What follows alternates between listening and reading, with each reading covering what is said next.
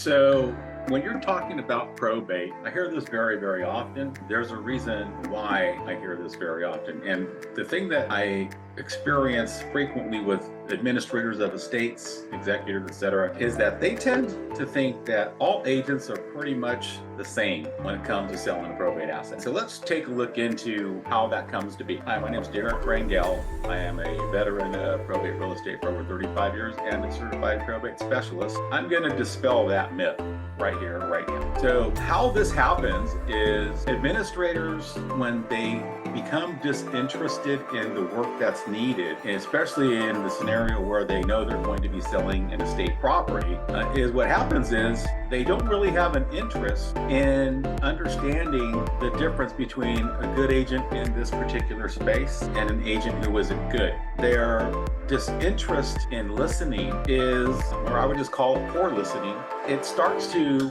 make everybody sound the same.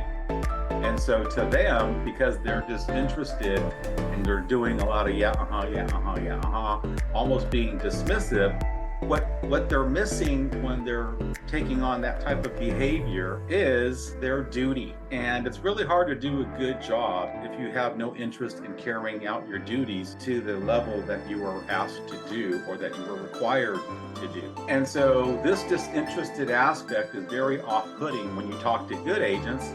And then good agents are going to say, gosh, I don't want to work with a person like this. And so what happens is they take on these conversations and it's like everyone sells the same, okay. And then you get the attorney advice, which is, well, how do I hire someone? Well, interview 3 people and pick one you like. That's bad advice too. And that's almost that conversation, that listening happens because the attorney doesn't give them good counsel in that area about hiring. And so what they end up with is on-the-job training. That's right. So if you want your probate to go poorly, don't listen. Don't be curious. Don't take on a vetting scenario or don't take on a vetting process that would otherwise lead to a good hire. And just stay stuck in your ego that everyone's the same and be disinterested. And I promise you, you're going to love the on-the-job training you get. But if you end up there, it's your fault. If you want to know how to avoid ending up with on-the-job training, take some interest in what the scope of work you are asked to do and required to do is. And if you want to know what that